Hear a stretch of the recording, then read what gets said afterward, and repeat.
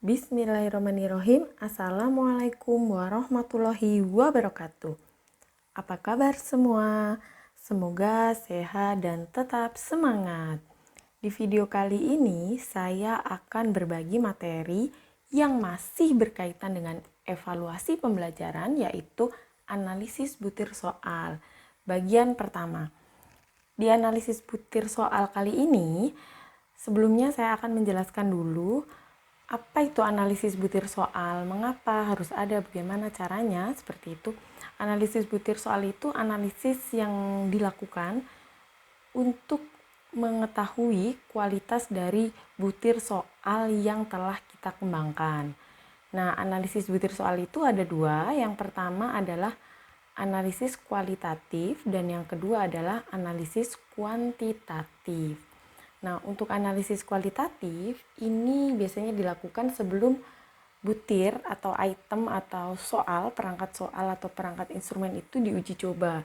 Nah, analisis kualitatif ini berkaitan dengan yang pertama materi. Nah, kenapa harus dianalisis secara kualitatif materi yang akan kita ujikan itu? Yang pertama, misalnya gini, kita mau mengetahui suatu materi A gitu. Nah, jadi item atau butir soal yang kita buat itu indikatornya itu harus sesuai dengan soal atau dengan item atau dengan butirnya gitu. Jadi dari aspek materi nih, kita harus memperhatikan bahwa ada kesesuaian antara butir dengan indikator. Kemudian misalnya soalnya pilihan ganda nih, itu distraktor atau pengecohnya itu efektif atau berfungsi. Kemudian kunci jawabannya itu jelas ya, tidak bias. Nah, yang kedua di analisis kualitatif ini berkaitan dengan aspek konstruksi. Jadi konstruksi soalnya itu seperti apa gitu atau itemnya itu seperti apa. Biasanya soal atau item yang kita rumuskan atau kita susun itu harus singkat, jelas, dan tegas seperti itu ya. Kemudian soal itu tidak memberi petunjuk jawaban gitu dan menggunakan kalimat yang tidak ambigu gitu. Jadi tadi yang saya katakan jelas, jadi kalimat yang ditulis dalam pertanyaannya itu harus jelas, mudah dipahami oleh si penjawab soal atau si peserta tesnya itu. Kemudian ketika memuat gambar, grafik, tabel atau diagram atau misalnya ada wacana atau paragraf gitu, itu berfungsi gitu. Maksudnya berfungsi itu ada gunanya tabel atau gambar atau wacana itu ditaruh di situ nih, apa nih, untuk apa, nggak cuma pajangan aja gitu kan. Kemudian misalnya nih, biasanya kan ada nih soal pilihan ganda terus ada pilihan jawabannya C, misal semua jawaban benar atau D, semua jawaban salah gitu. Nah, hal-hal seperti itu dalam mengkonstruksi butir soal atau item itu harap dihilangkan ya. Oke, kemudian yang ketiga itu dari aspek bahasa atau budaya. Karena keberagaman bahasa dan budaya di Indonesia gitu kan. Jadi yang kita gunakan itu harus memenuhi kaidah bahasa Indonesia. Kemudian bahasanya itu komunikatif atau bahasa yang kita gunakan itu harus komunikatif. Kemudian tidak menimbulkan bias bahasa atau bias budaya. Misalnya gini, kalau di suku Sunda gitu misalnya, atau di Jawa Barat ya, bahasa Sunda ya kalau nggak salah ini ya, itu ada istilah bujur. Nah, bujur itu artinya kan kurang baik, maksudnya nggak enak lah ya. Nah, ketika dalam matematika itu ada istilah bujur sangkar. Nah, sebaiknya ketika Anda sebagai seorang atau guru atau pendidik atau orang yang membuat instrumen tes gitu kan, itu kata bujur sangkar itu kalau di dalam bahasa Sunda itu kurang baik gitu. Jadi contohnya gitu. Jadi bias bahasa, bias budaya itu jangan sampai kata atau kalimat yang kita gunakan itu menimbulkan makna yang kurang baik ataupun yang tidak pas dengan bahasa daerah atau budaya daerah seperti itu. Kemudian apalagi ya? Intinya itu sih untuk analisis kualitatif ya. Jadi analisis kualitatif ini kita lakukan secara empirik, secara aspek materi, konstruksi dan bahasa kita cek sudah bagus atau sudah baik atau belum. Nah, untuk analisis kuantitatif itu ada dua. Yang pertama yaitu teori tes klasik dan yang kedua adalah teori modern. Nah, di video kali ini saya akan membahas untuk bagian teori tes klasik saja ya. Nah, teori tes klasik itu ada 3, yaitu tingkat kesukaran, daya pembeda, dan efektivitas distraktor. Tetapi efektivitas distraktor ini hanya digunakan untuk soal yang berbentuk pilihan ganda ya, pilihan ganda. Jadi kalau ndak pilihan ganda, dia ndak pakai ini efektivitas distraktor ya. Efektivitas distraktor itu artinya pengecoh. Jadi tingkat kesukaran, daya pembeda, efektivitas distraktor. Tapi efektivitas distraktornya ini hanya untuk item atau butir soal yang berbentuk pilihan ganda seperti itu. Nah, yang pertama tadi adalah tingkat kesukaran. Apa itu tingkat kesukaran? Tingkat kesukaran itu adalah level atau indeks kesulitan atau kesukaran dari suatu butir soal. Atau bisa dikatakan juga proporsi menjawab benar dari suatu item gitu. Nah, rumusnya untuk tingkat kesukaran itu P sama dengan B per N. P itu tingkat kesukarannya, kemudian B adalah jumlah peserta tes yang menjawab benar, dan N adalah jumlah peserta tesnya. Tuh, ini rumusnya. Kemudian kriterianya, jika nilai P yang kita peroleh dari rumus hasilnya ketika P itu lebih dari 0,75 itu artinya soal atau item itu mudah. Ketika antara 0,25 sampai 0,75 itu sedang. Kemudian ketika P kurang dari 0,25 itu artinya sukar atau sulit. Jadi nanti untuk mengetahui berapa sih tingkat kesukarannya kita gunakan rumus ini ya. Saya ilustrasikan gini, secara simpelnya gini. Misal nih, ada 10 item soal. Nah, kita analisis untuk soal nomor 1 ya. Soal nomor 1.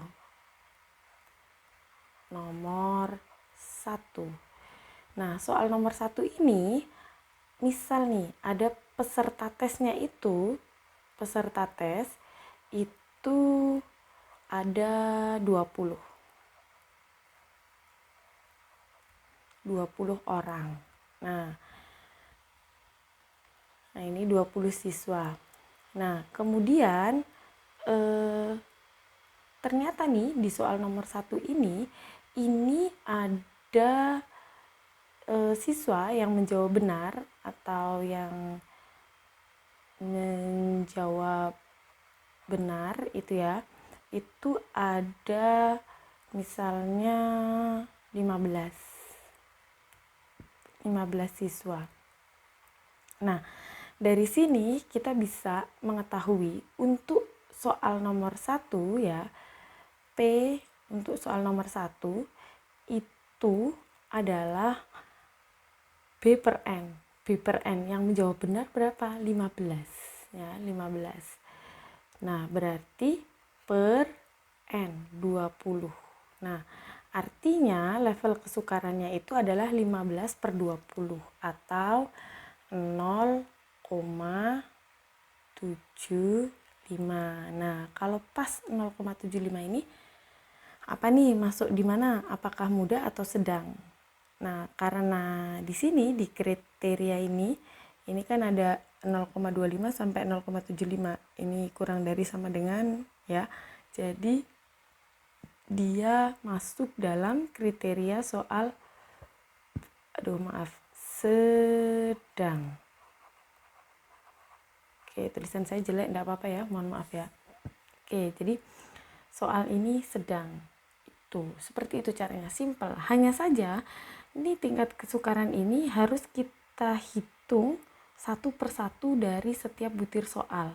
Jadi kalau butir soalnya itu ada 20 ya, kita hitungnya 20 kali. Untuk soal nomor 1, dihitung nomor 2, nomor 3, sampai nomor 20 itu kita hitung. Kalau soalnya atau butirnya itu ada 50 ya, kita hitung dari soal nomor 1 sampai soal nomor 50 itu masing-masing tingkat kesukarannya berapa gitu. Nah, dalam perhitungan tingkat kesukaran, nilai yang mungkin untuk P itu rentangnya adalah P itu antara 0 sampai 1. Jadi nggak mungkin ada P yang nilainya negatif atau lebih dari 1. Misalnya negatif 0,5 atau 1,1 atau 1,001. Nggak mungkin itu ya. Karena saya ilustrasikan begini. Misalnya nih, dari contoh ini tadi ya, 20 siswa, ketika 20 siswa itu benar semua, berarti P, jadi yang benar misal 20. Nah, artinya P-nya itu adalah 20 per 20. Nah, 20 per 20 itu 1. Nah, ini maksimum 1 ya. Tetapi kalau misalnya yang benar itu 0 gitu kan, yang misalnya yang menjawab benar itu adalah enggak ada, salah semua 0. Berarti 0 per, ini P-nya 0 per 20, hasilnya 0. Jadi rentang nilai P itu ya, itu jadi antara 0 sampai 1. Enggak mungkin negatif atau lebih dari 1, seperti itu. Nah, kalau kita bayangkan nih secara hitung secara manual kan lama ya. Kalau soalnya ada 10 aja, berarti kan kita harus mencari tingkat kesukaran nomor 1, nomor 2, nomor 3 sampai nomor 10 gitu kan hitungnya. Itu kalau 10. Tapi kalau soalnya itu ada 40, 50 gitu kan. Nah, gimana caranya kita bisa memanfaatkan Microsoft Excel untuk menganalisis tingkat kesukarannya. Nah, di video kali ini saya akan memberikan contohnya. Oke, kita lihat di Microsoft Excel. Ini dia Microsoft Excel-nya. Nah, saya mau mencontohkan nih bagaimana membuat analisis tingkat kesukaran dengan memanfaatkan Microsoft Excel ya. Oke, kita buat dulu ya. Misal ini nomor, kemudian ID siswa, kemudian ini butir nomor 1. Nah, saya mau bikin butir soalnya ada 25 misalnya ya. Oke, ini saya kecilkan dulu. Oke, ada 25 ya. Kemudian nomornya siswa nih ya. Siswanya ada berapa ya? Ada 10 aja lah ya biar enak dilihatnya. Oke. Nah, ID siswanya misal SD underscore 00 underscore 001. Oke, nih. Oh, ini tadi 9 ya. Oke, saya tarik dulu. Oke, 10 ya. Ini. Oke, kemudian dari sini saya mau pakai random aja ya. Misal, tapi nanti kalau sudah jadi pendidik atau guru yang sebenarnya ya, pendidik yang sebenarnya ya jangan pakai random gitu ya. Kita sesuaikan dengan respon jawaban siswa ya. Nah, dalam hal ini saya akan memberi tanda bahwa ketika dia benar itu 1, kalau salah 0 gitu ya. Jadi 0,1.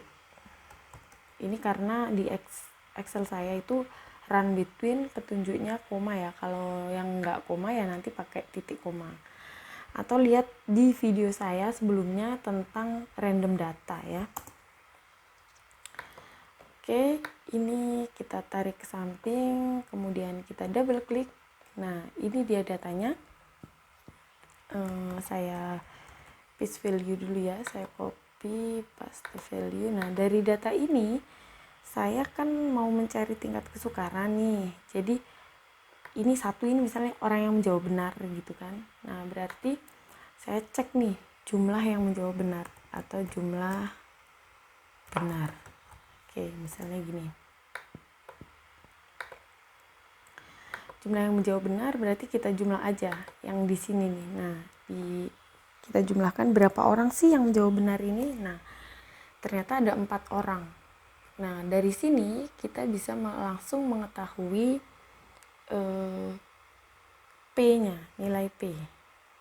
Nilai P-nya sesuai dengan rumus yang tadi, yaitu P itu sama dengan jumlah yang menjawab benar dibagi jumlah peserta tes. Nah, ini peserta tesnya ada 10, berarti 4/10. Seperti itu. Nah, ini bisa saya copy ke samping. Ya, saya copy ke samping. Selesai. Kita tahu nilai tingkat kesukaran dari 25 butir soal ini. Jadi lebih mudah gitu loh caranya ya. Nih. Oke, ini kan kita sudah tahu nih semua nilai-nilai tingkat kesukaran dari 25 butir soal ini. Nah, kita bisa menentukan kriterianya ya. Gimana kita bisa pakai rumus if. Kalau kita mau manual satu-satu kan lama nih, 0,4 sedang, 0,5 sedang. Ini kan lama gitu kan. Nah, jadi pakai if aja, if buka kurung ini tadi kan kalau kurang dari 0,25, ini saya pakai titik ya komanya karena di sini pakai titik.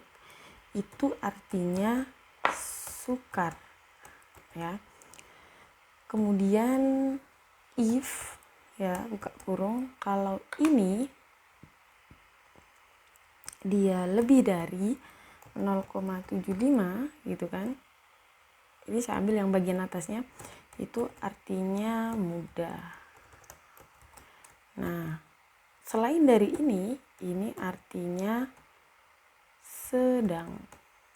Oke, kita tutup kurung 2 kali if-nya, enter. Nah, ini hasilnya sedang. Ini bisa langsung kita copy ke samping. Oke, nih. Ini bisa kita lihat nih, ini sedang soalnya ya, SD ini kan sedang, saya singkat aja nih tadi. Sedang, oh ini ada yang mudah nih, MD, kemudian ini ada yang sukar. Jadi seperti itu ya, cara analisis butir soal untuk teori tes klasik tentang tingkat kesukaran. Oke, ini tinggal dipercantik aja nih tabelnya. Maksudnya tinggal kita kasih garis gitu-gitu ya. Kan enggak mungkin kalau mau polosan kita kasih garis, terus misalnya di sini mau kita tebalkan gitu ya. Oke, jadi ini untuk tingkat kesukaran. Nah, untuk daya pembeda sama efektivitas distraktor seperti apa? Nah, di next video saya akan menjelaskan.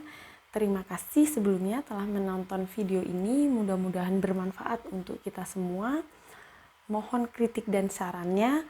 Sampai jumpa di video selanjutnya. Jangan lupa klik tombol subscribe, like, share, and comment demi perbaikan video ini atau video saya selanjutnya. Terima kasih, semoga sehat selalu. Sampai jumpa. Saya akhiri. Wassalamualaikum warahmatullahi wabarakatuh.